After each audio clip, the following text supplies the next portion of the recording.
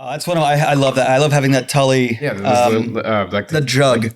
Yeah, it's classic. Is it any different than the actual Tully, or is it? It's just a ceramic jug. Oh, yeah, I have one too. Okay. When I get a bottle, I put it into the jug because I like the jug more. Oh, okay. Well, so I guess I'm gonna keep this jug forever. That's what I'm doing. Good for you. Okay, but the wedding. So no, I was at a wedding. Party bus. And I got on I was on the party bus, and so I sent this picture to you. Oh, it was all like the plus ones of members of the wedding party sitting on the party bus drinking, while all of them were doing photos. So we got pretty wild. Wait, so Erica was in the wedding party, and you were just her plus one? Oh, and I was just her plus one. But apparently, I'm now family with one of the former Nebraska volleyball players. Did you know that over $5 trillion exchanges hands on a daily basis? That's an average of over $220 billion an hour. Now, how does this much money move every single day, and why does it move the way it does? Here on Drunkenomics, two bartenders who also happen to be students at the University of Nebraska Graduate School of Business are going to sit down and drink to the global economy and try and translate it into English. So sit back, relax, pour yourself a stiff one, and have a drink with us to the comedy that is the global economy. Okay, everybody, and welcome back to Drunkenomics. This is the drinking podcast, or as some would say, the drinking presentation with an economics problem. So glad you could join us, whether it's your first time or your, 80th time, or however many episodes we have. Either way, super happy that you're here and having a drink with us. This week, the VIX is at 1876, which, just so happens to be the year that Alexander Graham Bell filed for the, what was that? It's telephone patent, the first telephone patent. Yeah. So talk about a good year to long Bell communication stock. That would have been a great year, 1876, if you were around back then. But yeah, back to the VIX, because the VIX is at 1876. I'm welcoming us back as the less gracious host. The more gracious host? Yes, it does. 2 weeks in a row? I know, this is 2 whole weeks, because we all know what happened last week on Monday. The market went sideways. Or when I say sideways, it really means down. I mean straight down. Yeah, congratulations, James Goldwater over there on the other side of this computer screen with a beer in his hand, is the more gracious host, and I with my Irish whiskey in my hand and the less gracious host. I don't know if I like 2 weeks in a row. You don't seem too comfortable in that position. I'm not gonna lie. It's odd. I know you pretty well, and I can tell when you're a little bit uncomfortable, and right now is one of those moments where you're pretty uncomfortable. The worst part for me, was that all of September, so September's a long month this year, that we're getting like we're going to hit essentially 5 weeks of market closes. Yeah, of down market closes, yeah. And for the first 3 weeks, we had down market close, and then we had just barely broke even this last week, and I'm like, dumb. Dude, I told you last week. I called it. It was last week. I called it. It was going to be a dead cat bounce. Remember that? You did, and you were right. I don't know if it made the error because I don't know if I might have edited it. So I don't know. I mean, I edit the episodes, so I don't know if I edited it out or not. I actually haven't listened to last week's episode yet. But to be fair, neither have I. So it's not like okay, cool. All right. I mean, I usually listen to all of them before the following. I was busy doing wedding stuff, man. Yeah, exactly. I was busy reminding myself to wake Billy Joe Armstrong up on Thursday or Friday. Yeah, no, it's weird that. For me, what's weird is that of all the things that have happened in the last week, because it's huge, the number of things that have occurred, that people are still sitting here going, oh yeah, there's a reason to buy. Like the 3 weeks where the markets were trending down made sense because it's like, okay, it's a correction. People are correcting out. It's a slow decline. That's not inherently bad. Well, remember last week when I made that bet saying the markets are going to close above, or by 10 a.m., it's going to be above 43.57, right? And it was because I knew there was going to be a dead cat bounce. Yeah, and it was, to be fair, last Monday it was a pretty precipitous drop. That's what led me to buy back. It wasn't that slow decline. It was an actual fall. And I just think there's just too much liquidity. Like, we said a million times over and over and over again, there's too much liquidity in the markets. Not to mention gas prices are going up like crazy. It just closed over $75 today for the first time in God knows how long, right? Well, it makes sense if we remember that Louisiana's been schwacked by a hurricane. Then Texas got schwacked by another hurricane. One there. So you have a lot of pipelines that run through there that originate there. You have a lot of the oil coming in from the Gulf to ports there that were delayed or disrupted. You have on top of that, I mean, if you look at like the Port of Long Beach with all its like ships just waiting to come in to unload, if there aren't enough people to move the supplies from where it's sourced to where it's going or to its refinery and then its pipeline, gas prices are going to go up. Oil prices are going to go up. Yeah, but this kind of makes me wonder, with all that's going on in the UK with their energy crisis. I mean, have you been paying? Oh my God! All of Europe. It's not just the UK, but the UK. It seems like it's hitting the UK the hardest. Well, the UK, as you'll recall, voted for Brexit. So this is really like everything that they were, like all the things they were warned, like this could go very wrong and it will be very bad for you when it does, is now coming home. It's watching someone who, like, this is one of those things, right? That's it's like someone. It's you watch someone playing with fire and you said you're gonna burn yourself, and now they burnt themselves, and it's like, well, what did I tell you? I mean, I'm pretty sure I told you so. I mean, you can argue that they were told so, but I don't think it really matters when it comes to politics, because you can say whatever you want. I mean, not just in the UK. I'm not trying to single them out. Yeah, I was gonna say it's pretty universal that politicians are usually pretty divorced from reality. Yeah. So, just to breeze over that little subject with the whole energy crisis in Europe, I thought it was more specific to the UK. So the UK's problem is that they don't have enough truck drivers. So theoretically, there's enough. Yeah. So they can't get it to gas stations. Remember when the Colonial Pipeline was down, and so people were out buying all the gas, and thus they created a gas shortage? No, I don't remember that. I think we had some guy on our episode. I thought we talked about it for at least a few minutes. I might have had 4 too many drinks this time around, to remember, but whatever. So this time around, it's like the pipeline. It's like the pipeline is broken again, except instead of a pipeline, it's just there's no trucks. Right. So whether it's one form of transportation to another, I don't want to say halted, but it's at least slowed down drastically. Not a good sign. Yeah, it's creating a shortage in a meaningful way. Yeah, and consequently, this is based off of BBC data from about a week ago. Oil and I think just energy prices in general in the UK are up about 70% in the month of August. Mm-hmm. Also, energy providers in the UK are regulated. I mean, they're regulated, I think, in the US too, as to how much they can charge per month on their utility services and things like that. But because of their regulations, because they can't break even because the government is saying, hey, you can't charge more than this, a lot of them have gone out of business. Well, they find themselves in a position where they aren't able to pay. Like, they can't get the money to hire the people to do the job because the pool is still so small and everyone's constrained by... Yeah, but that also means that, like, a lot of people can't get the energy that they need to keep their houses warm going into the winter. Last winter was a struggle for the UK. I think even for all of Europe, for the rest of Europe is going to be. And based on what I'm reading, it's really not even just Europe. It's also China's having problems with energy, which is weird. Yeah. It shouldn't be. In both cases, it's kind of for Europe, it's a little different. For Europe, it's a confluence of factors that are the U.S. is unable to export liquid natural gas to them in a consistent way because Louisiana was hit, and that's where we'd be shipping a lot from. Well, we're having issues. Wasn't there a pipeline that Germany and Ukraine and I think another country decided to shut down or something like that? They voted to shut down access to this. Is a pipeline from Russia or something like that? So Russia provides a lot of the natural gas. And Russia cut their exports down by about 20%. No, it's down. No, so it's down to 1/5. So it's down 80%. So it's down pre-COVID 20% of pre-COVID. It's down to 20%. So what had happened is there were a lot of bets on Europe had started looking at a position where they said they didn't want to be dependent on Russia for heat in the winter, essentially, and for power. And so they started buying a lot of their natural gas from the United States. Yeah, but the rationale, we were able to provide. Yeah, exactly. And I think a lot of it was just some geopolitical thing. I don't know. If you really want to call it diplomacy, we can chalk it up as diplomacy and just kind of wash our hands like Pontius Pilate and walk away. But I think a lot of it too was they wanted to be less dependent on fossil fuels and quote unquote dirty energy. And because they have like windmills and all that kind of stuff in the North Sea. I think they're trying to expand their nuclear energy capabilities and all that kind of stuff. Well, that's funny because that's actually not the direction they're going. That's what I would have thought. Naturally, really? You'd think that I thought the UK was. The UK maybe. I don't know. I could be wrong. I mean, we have some friends in the UK that can hopefully, kind of straighten me out on this. So after the Fukushima disaster or the incident in Japan, Germany said they're going to stop relying on nuclear power. There's just a perception that it's dangerous in my response to I want to respond to Germany. Germany said that because of what happened in Fukushima? Yeah, and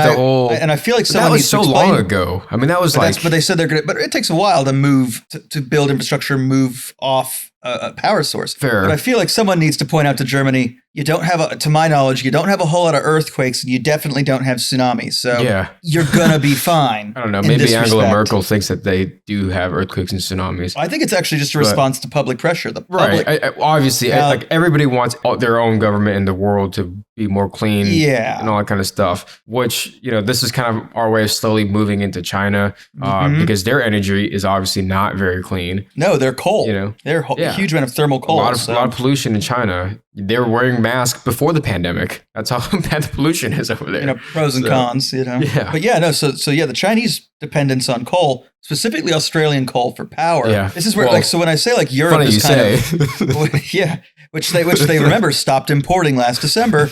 So they're about to go into winter. We're starting to see freezing temperatures in northern China. Yeah. And China is just flat out saying at this point, they have started, it is September, and they have started saying we are regulating power. There are power restraint concerns. Some cities are turning off street lights. They're shutting down industry. They're shutting down aluminum. They're restricting the amount of power aluminum production can draw. So textile production what's can their draw. objective behind this? What exactly are they trying to do? All I see is that they're trying to stop producing this stuff. They're restricting textiles. I have no idea. The only conclusion I can come to is that they're trying to hurt Australia economically, but they haven't. So in what they've done, which is to say, essentially they've stopped buying iron from Australia and they've stopped buying coal from Australia, but coal is still up a huge amount. It was up 90% or something. Year to date, but recently not really. But if you think about, absolutely. But remember, this all started about in November, December of last year. So this year alone, coal's up 90%. Now, why is that? I think it's actually more than 90%, but it is. I think it is. It's like 110%. Well, it's because when we look at coal, there's two kinds of coal. There's thermal coal, which is coal for power production, right? And there's coking coal, which is coal for steel production, right? And what's happened is we've seen both these coals shoot up in value, and why? Well, China consumes 54% of the world's coal, something like that. And so with China now turning and sourcing from everywhere else and not from Australia, what they've done is they've driven the global price up. And so Australia is sitting here going, I don't understand how that works. So there's excess supply of coal or whatever it is.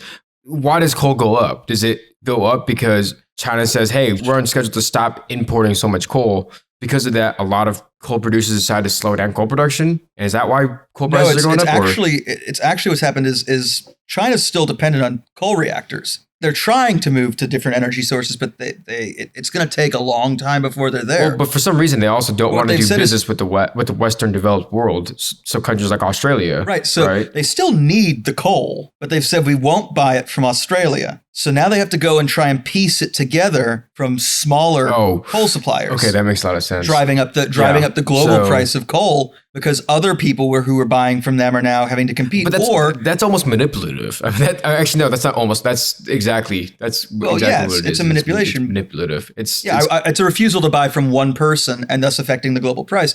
But that's fine because the Australians have now turned around and gone, all right, we'll sell to everyone else at a new, better price than we were getting from China. Yeah, so China really did Australia a favor. Sort of. I mean, so it hurt iron, right? But it really, really was beneficial to coal. It's so weird, though. I mean, and all I'm seeing is just they're shutting down steel mills, aluminum. That's hard to say after a few grams of Irish whiskey. Aluminum manufacturing and power sector may be suffering. There you go. In lack of thermal coal. So. This seems a little more self-inflicted than what's going on in Europe. It is absolutely self-inflicted. Yeah. So some of Europe is self-inflicted, but it's also Russia's cut production and cut exports, and the United States isn't able to fill that gap as easily right now because of weather. Right. But China's very much just gone, essentially you're sitting at a table, there is food at the table, and someone sitting there is going, oh, I don't want what's in front of me or what's available. It's like, all right, get ready to drink, guys, because here comes the analogy. I got my glass in my hand right here. Okay, so go ahead whenever you're ready. It's like you've gone to a restaurant and you've gone to McDonald's and you're asking for a Whopper. Right, you can. Yeah, well, I mean, I don't know. I'd rather just when I go to McDonald's, I like to get a double. See, I feel your pain. I feel your pain. Got that double is what they make it In-N-Out, which is the best fast food restaurant in the world, I think, in my opinion. But it's just like going and someone being like, oh, do you or like going to a sushi restaurant and then being like, oh, here's like a spicy tuna roll, and they're like, oh, I want the spicy tuna roll from a different sushi restaurant. Whereas in Europe, it's like, I want an old fashioned with rye whiskey. And it's like, well, you're going to have to wait a month because that's our next shipment of rye. So, because the rye isn't here yet, isn't available. Whereas Chinese are sitting at the bar asking for their rye whiskey old fashioned. And when you offer them any of your ryes, they're going, no, I don't want that one. No, I want High West. Why do you guys not have High West? And it's like, well, we also have like Angel's Envy and Dickel and Pendleton and Templeton and Alberta. But I want High West. Why do you guys not have it? Well, I don't have High West. One. I mean, this is a lot of great ryes here. Let's pick, Yeah, that's what they've done. Great analogy. I like it a lot. That was worth the drink. Yeah, that's what they've decided. They've decided that they want, no, not that one. But yeah, no, that's fair enough. I mean, like, the walls are closing in both continents. I'm sure Europe's going to be okay. I'm sure they'll figure out a way. And I know the U.S. is not going to let them turn the lights off. Like, their friends are going to be too nice to the European Union. No, I think what'll happen is eventually, so the UK, to solve its problem, because there's a transportation problem, not necessarily a supply problem. Yeah. I was reading that the UK government has issued emergency visas. But it's also a supply issue too, because they're not getting as much coming in. So you're right, they're not getting as much coming in, but it's also a lot of their rigs they were supposed to go through maintenance procedures during COVID, but they didn't do it because it was in the middle of a global pandemic. So, a lot of these oil rigs are still kind of struggling. They're still trying to figure out whether or not how much they want to rely on clean, quote unquote, energy. And also there's not that much wind, which granted that really accounts for a very small portion of I don't think it's so prices. I've seen that there's a claim that it's underperformance of green energy, and I don't necessarily want to speak to that. It's too small of a factor anyways. It is. What they're saying is true about that. It's too small of a factor. It's not enough. Yeah. It's the problem in the UK specifically is that they have the finished product. If you can guarantee your supply chain, the only thing that changes when you have a shortage is price. That's what'll happen. It gets more expensive. Consumption should go down. Demand goes down, right? That's how. Remember those two lines: supply and demand. If supply goes down, the price goes up. If demand is unchanged, usually demand will slide left with it. And they coexist pretty naturally. But the problem their equilibrium, their new equilibrium point. But the problem in the UK right now, the main problem is that the supply chain is disrupted in that they can't get the fuel from where it's being stored to where it's being sold. So that's a big problem right now. Yeah. The supply problem, well, that may become more problematic later, but it may also be solved. Yeah, and like I said, I think they're going to be fine. I don't think it's going to be inexpensive, for lack of a better term, to buy any sort of energy product out in the UK anytime soon. But I think overall, like, the US is not going to let the UK have, not have energy. The US will not let them freeze. The US businesses will export fuel and oil to all of Europe. That sounds a little bit more extreme. I think they're going to step in sooner than not letting them freeze. Oh, I hear what you're saying. I simply mean in winter. Like, the power will be on. Yeah. It might be expensive, and the government the UK might need to pony up some money and maybe help us fix our debt ceiling crisis. Well, that problem will be hitting a little sooner. Yeah, so I don't know. I felt like that was a pretty cool transition. I've made some really awkward transitions, but was that not a good transition? So have I. No, it was great. Thank you. It was great into the dead. Oh man. Yeah. Are you going to be okay for this, or do you need another shot of whiskey or something like that? Before we talk about this, I'm gonna have to go get another drink because this is gonna be. Okay. I'll be right back. I can see the bar cart. This is just gonna be rough. Yeah. You know what? I'm gonna go grab another drink too. So don't judge yourself, James. Not judging, just saying. Oh, I know that sound. Wine, huh? Absolutely not. No, it is my single malt Isla. Oh, I'm going to do something with a little bit of bite to get me through this next ceiling and government shutdown. Oh man.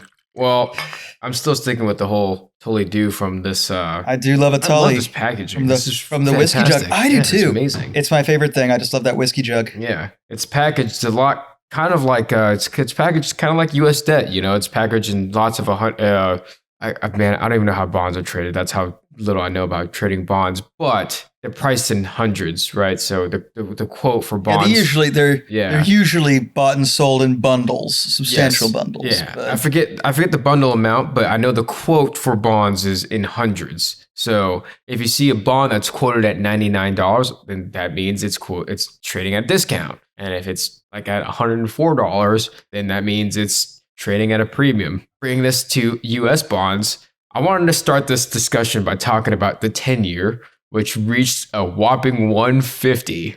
Really? Whew. Man, yeah. I saw that, which is funny because I saw that on almost everything short term, yield is up.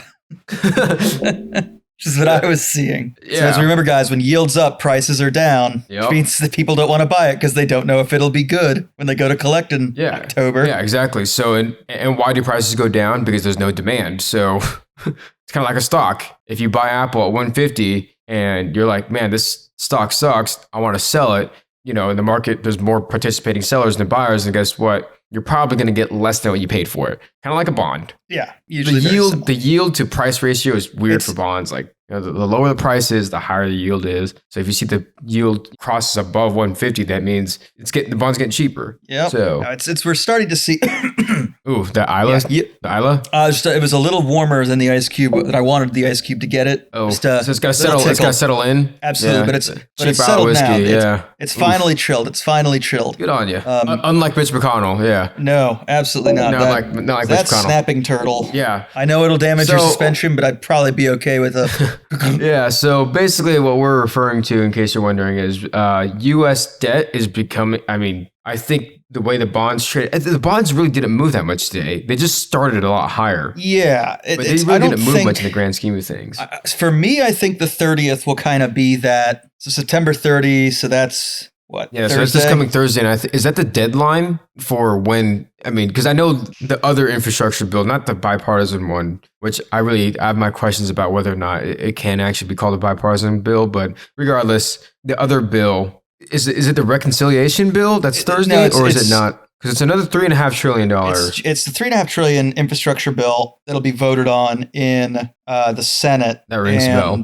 But we'll see. It's just the infrastructure bill vote, so we'll see how they play out. But they'll be voted on the 30th, and that's kind of when we'll see it. Because the 30th is the last day of September. It should come out on the 30th, so you should be hearing about this on the day. But on the 1st of October, right? Well, we pay the DOD, we pay our Social Security checks, we pay. Yeah, I think there's a lot of bonds that are maturing too. I don't know if it's on Friday or if it's sometime next week. It's in that first, because as I read the Moody's report, they say October 20th. Okay, that might be it, because I know the fiscal cycle is up in about... Is the day that we run out of it, when the extraordinary measures run out. Yeah, and I know the fiscal cycle runs out in about 10 days, I think, from today, and today is Monday, September 27th. So, eyeballing next Wednesday, I think. Yeah, so here's the other thing. So one of the other parts of this bill, so there's the infrastructure bill that's being voted on the 30th. There was also today, there was supposed to be a vote on a government funding and debt ceiling raise bill. Mm-hmm. That was that's what did not go. Was that the one that the was what was voted on today, the 27th, and the Republicans blocked it. So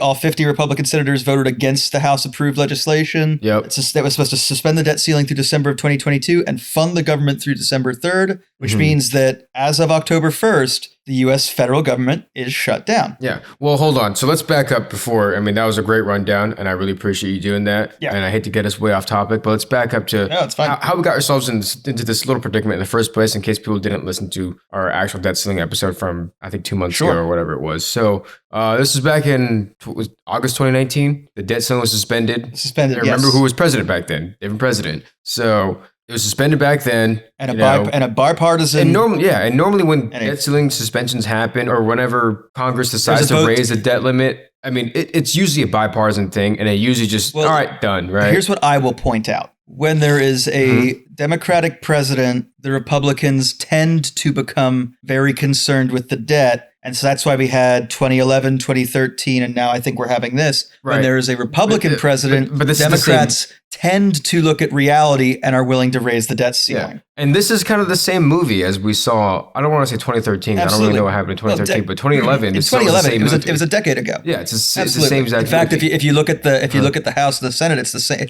It's almost the exact same cast. Yeah, it's funny how as soon as you get in, wow, you have a pretty long tenure, but. So 2019, debt ceiling got suspended. For 2 years. The deadline was set for 2 years back in August. And then, of course, 2020 happened. We got sideswiped. We had to spend a lot of money. Absolutely. But we also knew that, hey, inflation could be a thing in 2021, which we're starting to see glimpses of that, whether it's transitory or not. I'm not here to play judge or jury or Jerome Powell on that subject. But, we saw this coming. but the question is actually, did we see it coming when we suspended the debt ceiling? I don't think so. I think I don't think so either. Because I don't think we knew that COVID was going to take over the entire world the way it did. I don't think there was a specific cause being seen by people, but I do think that people were looking at economic factors and were saying something's not right. We need to kind of unshackle the fiscal arm of the U.S. government to be ready because something's wrong in the economy. Yeah, and we don't think monetary policy is going to be all it takes to correct it. Yeah, and I don't know if because not long after the debt ceiling got suspended in 2019, there was the whole the overnight repo crisis that happened. Remember that? Yep. So obviously the government is very, very. I mean, it's like Evergrande when it comes to managing their debt. So maybe even worse. I don't know, but we have more resources to kind of come out of. Yeah, theoretically. Well, the government also theoretically has it's less of a problem when a government does that than when a company does. Yeah, it's a little bit different if the debt to GDP ratio is 120% versus a company's quick ratio is 120%. That's concerning. Anyways, so that happened. It was suspended, and it was suspended for 2 years. This was agreed upon way back in 2019. And then here we go. 2 months ago, end of August, the debt ceiling suspension ended, which meant that the debt ceiling was back in place. Was established at what the debt was back in 2019. No. The way a debt ceiling suspension works is that when the suspension ends, the debt ceiling moves to whatever it is on that day. So we do know the debt goes there. The debt is still there, and the debt ceiling rises to whatever it is. Oh, it does. I thought the ceiling doesn't. Oh wow, I honestly the ceiling has to move. So the ceiling went up by $5 trillion because we spent $5 trillion from the time it got suspended till when it got. So the $7 trillion in debt that's essentially been amassed in the last 5 years. Yeah. $2 trillion of that was pre-debt ceiling, and the $5 trillion since debt ceiling. When debt ceiling was suspended, it didn't matter. Debt can go up. When debt ceiling came back, it was like a lid on top of where the debt was on that day. Yeah. And I think, so I guess the big wolf cry here is the U.S. government going to default on their loans? Are they going to be able to make their payments? And I guess are we going to shut down? So there's those three questions essentially. Yeah. The first one is essentially if without a plan and a bill from the legislature to the president to fund the government past September 30th, the government will shut down on Friday. The U.S. federal government will shut down on Friday. So real quick, just to clear the water here, what do you mean by fund the government? Does that mean raising taxes? No.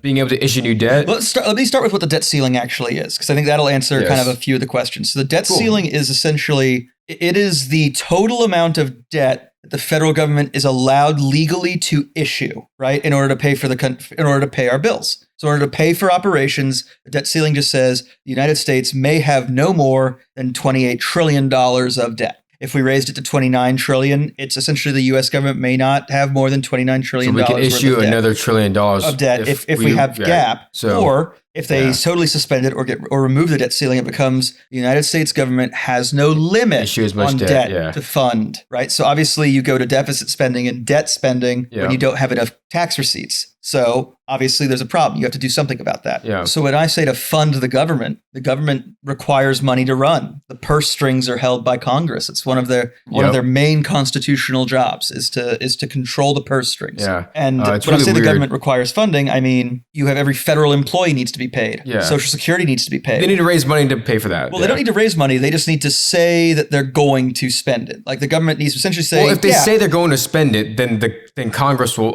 be like, you know what, let's take a look and see if this makes sense. And if it does, then boom, they lift the debt ceiling to whatever it needs to be based on the budget. Right? Well, so these are two separate issues. So the debt ceiling versus the government operations are two separate issues. I know, but so the government operations is just the Congress going, we need to pay for what we're doing, right? So we need to pay our employees. We need to pay. Right. We need to essentially give the money to the FBI so that it could go do its job. Yeah, I understand. So what I'm trying to say is Congress, they approve of the spending plan, which then again, influences what happens with the debt ceiling. Absolutely. So they take a look at, the spending plan saying like, okay, we're going to spend this much on FBI, military, et cetera, et cetera, et cetera.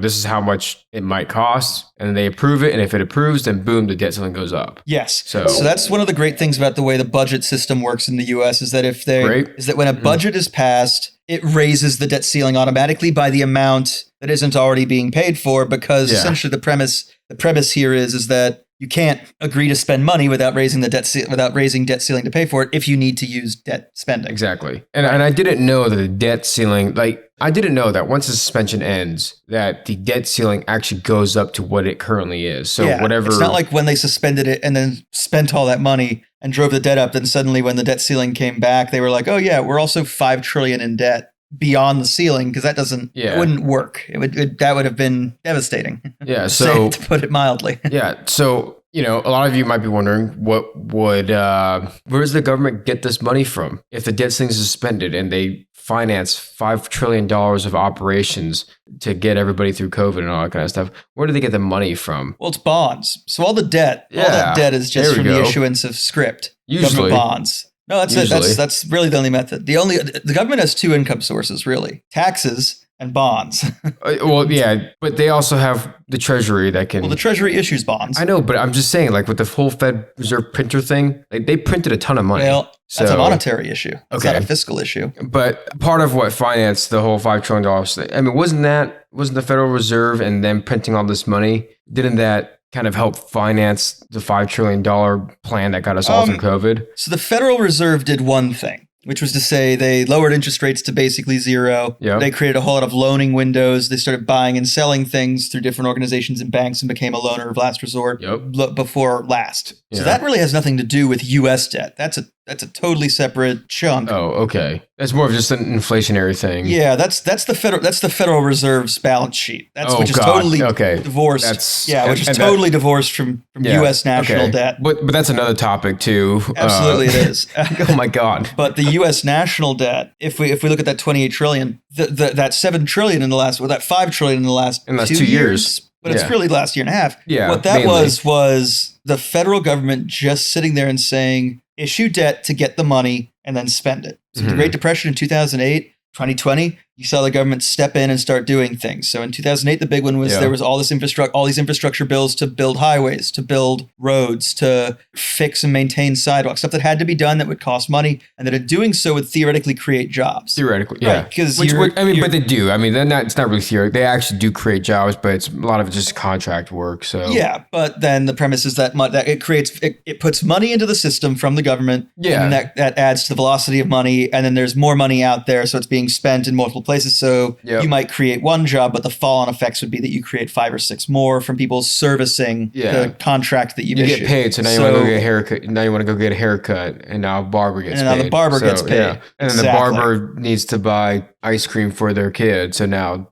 some dairy store. So now the dairy guy gets paid. Exactly. Yeah. So that's what that is. And that money, that 5 trillion, that's what they did. So they remember, a whole lot of this was you have interest-free COVID loans to small businesses, medium businesses, and for some reason, large businesses who had other options. But boy, did they take a lot of money, which kind of upsets me. I say kind of, I mean, it upsets me. It upsets me too, but then you also have the every stimulus payment to citizens. Yeah, you have, which costs. I mean, that was trillions of dollars. Yeah, so that's the unemployment, which is a federal thing too. Oh yeah, the unemployment. That was a lot. That cost a lot of money. That was a lot of a lot of money was sent out. Yeah, but it was absolutely. Yeah, but I mean, so 2 trillion of that was just stimulus and meant things meant to keep things from getting worse. Yeah, right. So that was and no one argued against what. I mean, maybe there was a little bit of argument. Well, let's look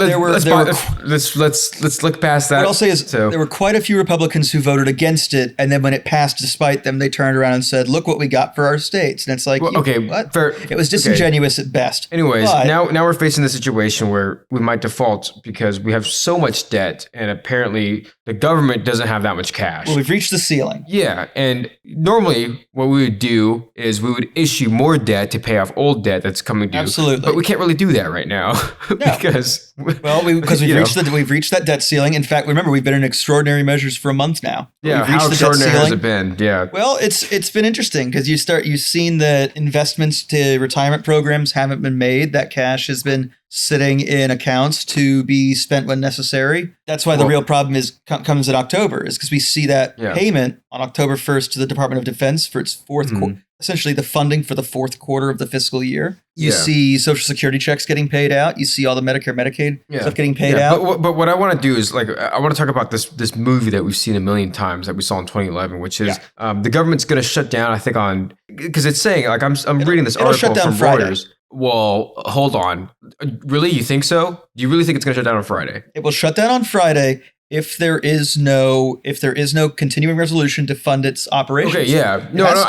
It's only funded through September 30th. And I'm reading this Reuters article that's saying the Congress has until September 30th to avert the start of a shutdown of government services. But we've been in this situation before, and every quote unquote expert, right? Bunny ears like crazy right now. That was on CNBC this morning. They pretty much said, we've seen this movie a million times. Like the government desperately wants to avoid a shutdown in this case because this is this is like, monumental issue. Yeah, to say that this would be bad timing is an understatement, I would say. Yeah. So I want to look at things from the Republican side, and I don't agree with the Republicans here. I'll say that much. But I want to look at things from their perspective because I do see that this is political warfare, and the Democrats pretty much run all three branches of the government. And the Republicans just there are five or six conservative justices on the Supreme Court. Okay, sorry. We don't control the judiciary at all. Okay, sorry. So the Democrats don't control that, but I take that back. You're right. Okay. So you're saying the two houses, right? So the spending plan. That's what I mean. So the two houses, and then of course the White House, right? So if they want the spending plan to go through with the $3.5 trillion spending plan, they don't need a Republican vote. So, they could push that through. And I think this is kind of like Republicans' Hail Mary saying like, look, it's an interesting hill to fight on. Yes, that's kind of my perspective for the Republicans is just, look, we're in a lot of debt already. Secondly, the Democrats, if they have it their way, they're going to spend up to about, I've seen figures as high as $6 trillion. I've seen figures as low as $4.5 trillion. But they're on pace to try and spend around that much money this year, or at least get that much passed for spending over the course of the next 10 years, which is a lot of money. Again, and they can get it done without any Republicans. They don't need, they can have all the Republican opposition in the world, and they can still get it done. They can theoretically get it done this time. But never again after this. So the method you're talking about is through reconciliation. So there is currently an infrastructure. So they can get it through reconciliation, exactly. Which, for those of you wondering what reconciliation is, it's when the House and the Senate pass bills, they usually pass bills that are different. Or the House will pass one version, the Senate will pick it up and pass a different version. The Senate will do it. Usually it starts in the House, but it doesn't have to. So what happens in the end is you have two bills that are supposed to be essentially the same thing, but they are all going to start out a little bit different. So when they've passed both houses with the 60 votes needed in the Senate and in the House, it's a simple majority in the House. You need 60 in the Senate. Right. So yeah. For reconciliation, you do, or no, for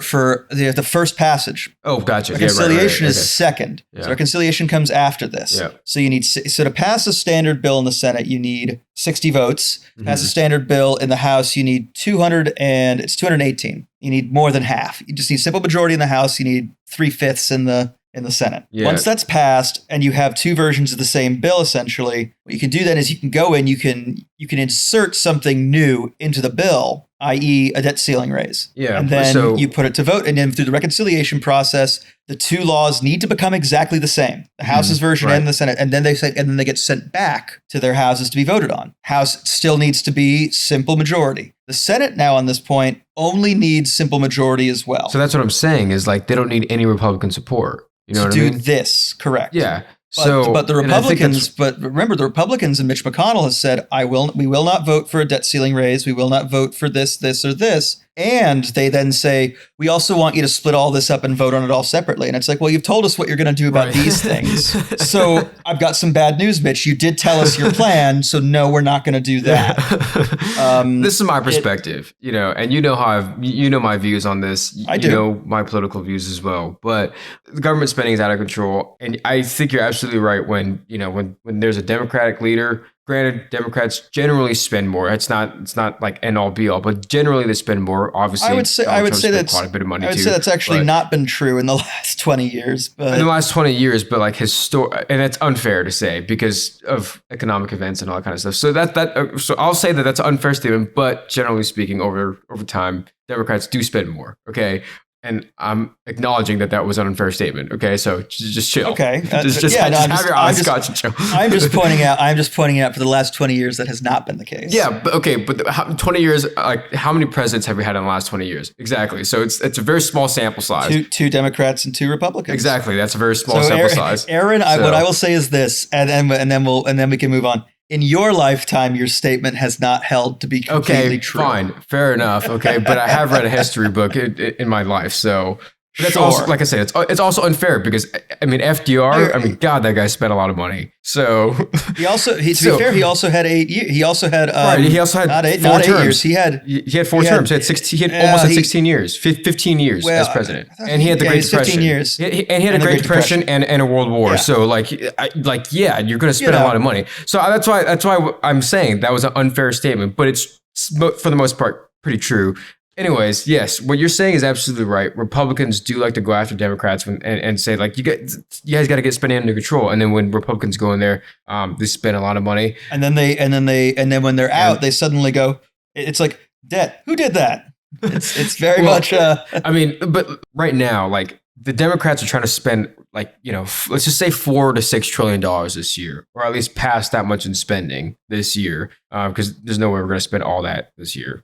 And the Republicans are just like, whoa, we got to get spending under control. And normally speaking, I'd be like, well, I mean, but you guys spent a lot of money, which the Republicans did when Trump was in office. We spent a ton of money, but this might be the biggest spending plan I've ever seen, or the country has ever seen, or at least since 1933. It's got to be the biggest spending plan. It's the biggest single, according to the. It'll be the biggest single one. Even percentage of GDP wise. I mean, it's a massive spending plan. It absolutely and this is coming at a time where inflation is. I mean, prices for everything are through the roof. Are up. This whole inflation is transitory thing. I think everybody's calling Jerome Powell's bluff because he keeps moving up his timeline as to when he's going to start tapering. Right? They need to start. They do. This way they need to start. So I think this is coming at a time where the Republicans are really just trying to throw a Hail Mary because. Most Republicans are not a fan of this $3.5 trillion spending plan. That $1.5 trillion spending plan was quote unquote bipartisan. So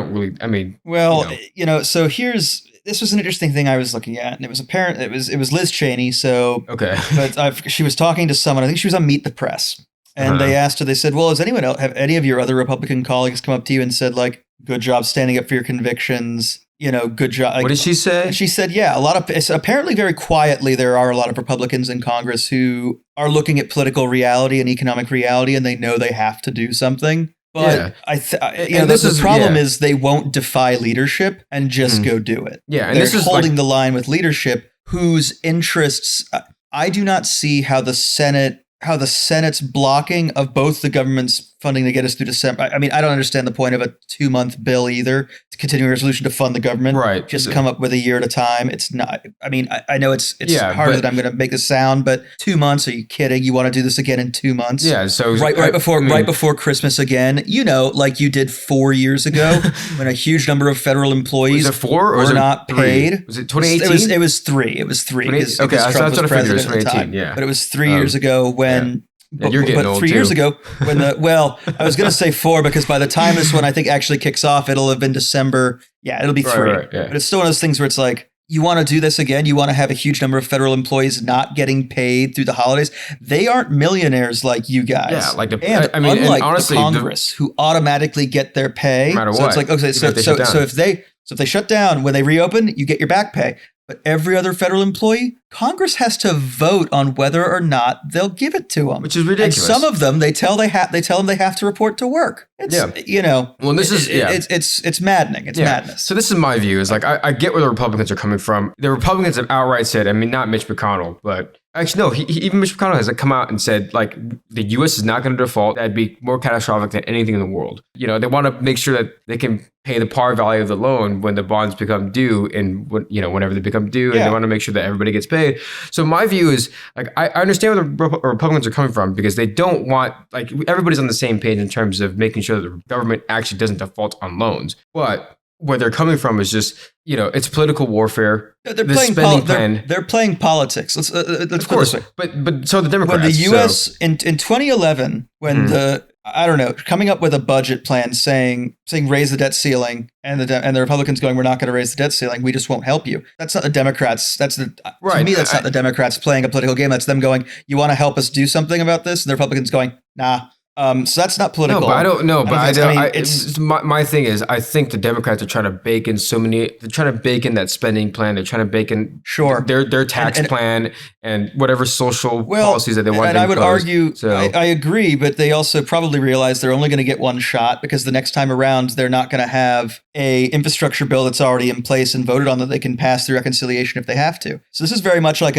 you can help us or not. And if you're not going to help us, fine, then we'll do everything in one go. And we'll see how people like it. Yeah. So and if people actually, and it does seem, if you look at a lot of the polling, now polling isn't always the most accurate thing. Of course. The majority of Americans support a great deal of what the Democratic infrastructure bill contains and what it's trying to do. I understand that, but like there's so much waste and there's so much like Democratic agenda in the bill. Sure, like, it's insane amount. I agree with you, but if the Republicans actually would come to the table and work over the next 4 years to do this incrementally in a real way, in good faith, it wouldn't have to be this way. Well, I mean, it's very much a game of he said, she said, because the Republicans are saying like, hey, if the Democrats just want to talk and work out a bill, and the Democrats are saying, well, if the Republicans want to talk and work out a bill, I mean, that's literally like I'm watching these speeches, and they're both saying the same exact thing, but they're pointing the finger at the other side. But the reason, and you're absolutely right. There's too much spending. There's way too much. There's too much in it. Inflation's going to run rampant. So sure, but here's what I'll tell you. I'll tell you why it's 3.5. I'll tell you exactly why it's too much. And we agree that it's too big. We agree that it's too much at one time. We agree that it's going to have some pretty serious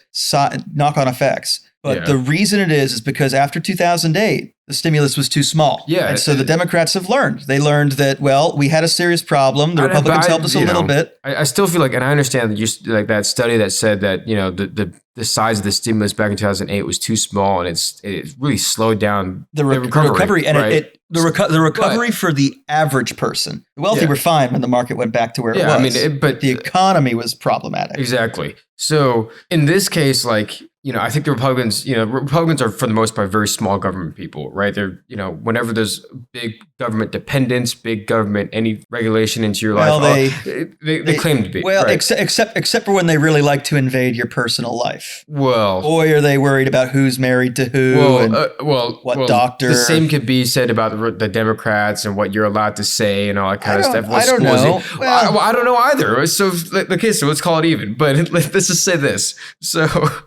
Like, the Republicans are just coming from this point where like this might increase too much government dependence. So let's try and slow it down. Let's try to use our political forces to kind of lever against that. But like I said, I think what's going to happen is we're going to realize that defaulting is going to be worse than not. The real problem is that they haven't realized that already. That kind of upsets me. And I agree with the Republicans when they say, and I agree with the Republicans when they say we need to get our spending under control. And if you take that statement as like black and white, it's so true, But we come it's not back as black and white as they say it. No, it isn't. So to me, it's the analogy right now is you're in the town during the drought. We need to get our water use under control. Yeah. But to be fair, half the city, a few buildings are on fire, so we should probably ignore water restrictions, put out the fire. Right. So that's what I'm trying to say. That's a great analogy. And I'm okay. You know what? I'm going to have a drink to that right now. And now I agree. Now here's where I'll agree with you, Aaron. Once the fire's out and it's out, you can stop hosing the building down. Well, because that's what I'm trying to get around to, James. Is I'm saying I agree with you. Okay, I agree with you. Okay, they need to get the spending under control, and that's what the Republicans are arguing. That's what their stance is, and the Democrats are saying the Republicans are saying our only stance is we need to get spending under control, and the Democrats are saying our only stance is we can't default on loans. So they're both not so black and white. Can we let's agree to that. They're both very disingenuous. At best, they are both disingenuous. Okay, thank you. That's what I'm trying to get at. So, cheers to that. Cheers, James. Thank you. We landed on the same page somehow, even though you and I are completely opposite sides of the political spectrum. But regardless, here we are, same page, having a drink together, civilly. But yeah, like we said, we've seen this movie a million times. I would like for the government to get their spending under control, but I'd rather us take care of this, like you said, take care of the fire for a minute, forget about the water restrictions, and then reassess with what we have to do after when things aren't, things are better. You and I don't think this $3.5 trillion spending plan is a good idea. The 1.2 trillion one, I don't mind as much. Either. I think they're both. I think both coming at a really bad time. I think 3.5 is too high. I think 1.2 is too low. I think you probably, for me, somewhere between 2.3 and 2.5 is probably the correct point. Yeah, but I'm also because I totally agree that like our infrastructure. Yeah, we're way behind because COVID sped everything up. Yeah, I mean it needs to be done because COVID sped everything up. Mm-hmm. I think everyone got 3 years older last year. I think the world got 3 years older last year. At least. Yeah, I think the world got 3 years older as well because look how much technology has advanced and look how much our dependence on technology has increased. Oh yeah. Not to mention like how globalized we are now too. So we've been globalized before, but that really accelerated through the pandemic. So because of that, we need to improve our infrastructure to accommodate to what has happened, the changes that have taken place in the last year. So we need to spend money to do that. I totally understand that. But this is pretty excessive. So I don't disagree with the Republicans inherently, but like I said, I'd rather us not default. That would be more catastrophic than anything in the world. I need us right now I need us never to default. We also need to get our spending under control. Now, one of those things is a very serious problem in the next 30 days. Yeah. And the other one is more of an aspirational goal. And I would like taxes not to increase insanely, but I think there's certain levels of tax, right? I get it. Higher corporate taxes, I don't love high corporate taxes, but if corporate taxes were to increase, and first of all, if corporate taxes were bracketed out, so that's small business. Because I agree. Because wage inflation is the number one apparent right now. Yeah, it's huge. So I agree that you have to have. I think you do have to bracket small business versus big business, you have to be able to look at the big businesses and go, look, you're big now. You have all of these other loan and other so much access to capital. Yeah, you have all these capital portals.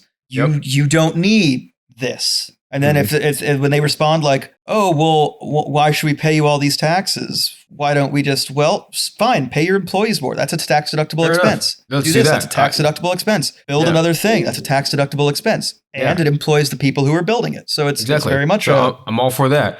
Or if they help someone pay off student loans, isn't that tax deductible too? If they help an employee pay off student loans? Can be, yes. See? So, it encourages companies to do that, but at the same time, wage inflation. Local businesses like, your mom and pop, retail store, they have to compete with Amazon. Amazon can pay employees very well, much better than a local retail store can, or whatever it is, right? Sports clubs can probably pay their barbers a little bit more than Main Street barber. A big corporate shop is going to beat out the smaller guy. That's wage inflation right there. That's not every case. That's also an economy of scale question of essentially, right. That monopoly model, which is I can operate at a loss long enough to run you out of business. Yeah, but at the same time, bigger companies have the means to include benefits for their employees and things like that. So in a way that is usually unaffordable for a smaller business. So but when it comes, this is a long way of me saying when it comes to taxation, I'm not a high tax guy. You know me, I'm very much not a high tax guy, and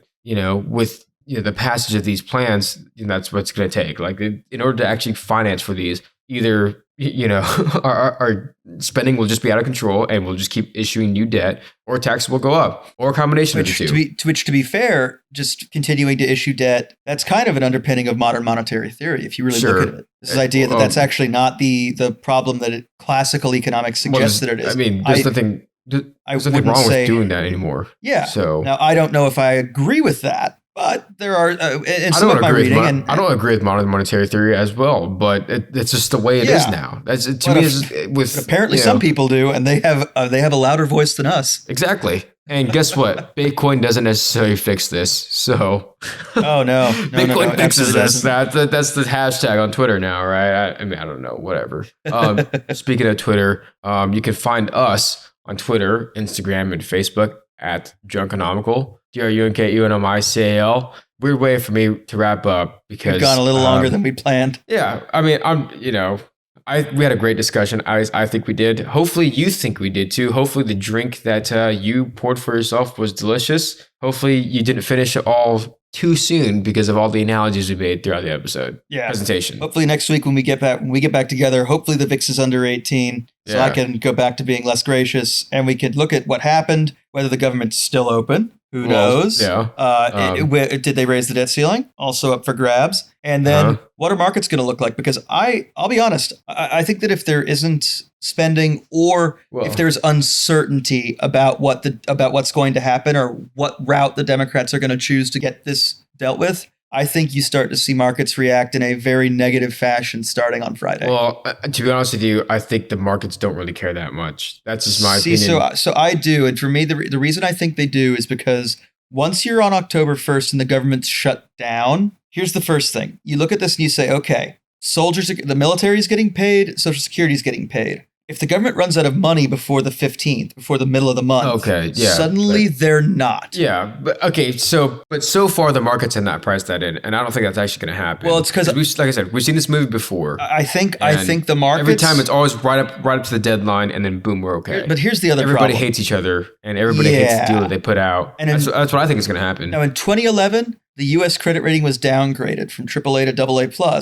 just because of how. Happen. Yeah, I think we're going to see a credit downgrade again. What's going to happen today? I think Thursday, Friday, we'll see a credit downgrade if there's no movement. Well, you know what they say, man. If live hard, die young, leave a good-looking corpse. Yeah. You know, it's kind of like, I was going to say if the shoe fits, but that kind of reminds me, either way, it still brings me to that scene in Inglourious Basterds. Terrible scene. But, you know, if the shoe fits, man. Yeah. Anyways, gosh, what a morbid way to end this episode. Yeah, it's one way to go out. Yeah, no, really. Yeah, seriously. I mean, if you haven't seen Inglourious Basterds, watch the movie. It's amazing. It's Tarantino. I think it might be his best. If you say Reservoir Dogs, I'm not going to argue with you. But wrapping it up, at drunkenomical, DRUNKENOMICL, like I mentioned earlier. Find us there. Twitter, Facebook, Instagram. Find the invite to the Discord. Join us in here. Boom. It's good to see the conversations that are happening in here. And I'm having a great time with them. Yeah, no, seriously. You guys are having a great time with us. Yeah, I love your guys' conversation. Love your guys' engagement. And then merch. Got some shirt borrows this week. We did. Nice. So for the rest of you who may or may not have remembered where this is, drunkenomics.myspreadshop.com. That's what it is. And you can join us there. Glad you know. You can get in there. And you too can get some hoodies like some of the guys did this week. And you can look just as cool as us. And the guys that got them. So. Exactly. And what I will say is and it's just kind of on a list of this, I am planning on heading to DC in a few weeks. So if anyone's going to be there, hit James up for a drink. Hit us up. Yeah. Hopefully the government hasn't shut down and the world isn't burning down. If that's the case, I probably won't go to DC. But look forward to a photo of me in a Drunkenomics hoodie on the steps of the Treasury building. Yeah. That better happen. If you're in DC on the weekend of the 22nd of October and you see a guy wandering around in a Drunkenomics hoodie, it's probably me. And you're like, wow, this guy is insanely gracious because at that time the VIX will be at 45. I mean, it absolutely would. Yeah, if the market's shut down and I have if the government closes down and the Smithsonian's aren't open, I'm not gonna know what to do other than drink. So yeah, wow, you're like gracious in advance already. I want to buy like graciousness futures. But I know, seriously, right? But with that said, last but not least, Patreon, patreon.com/drunkenomics. If you help us keep our ice frozen and our liquor cabinet stocked. That's a way to do it. Cold. If you've already got too much Drunkenomics merch and you don't want to have just excess laying around the house, feel free to join us there. Yeah, we would really appreciate it. We absolutely do. And with that said, I hope you filled and killed. Wait, I haven't killed yet. Let me kill real quick. Yeah, that's playing chess, not checkers right there, my man. There we go. Yes, it is. Not bragging, just saying. Just saying, man. All right. And last but not least, seriously, for the remainder of this week, unlike the federal government, for the love of God, please, just you got to keep it drunkenomical, guys. Cheers, I guess we could really hope the government does too, but I know. But I don't really want to cheers to them. So cheers to us and all you econoholics and drinkaholics out there.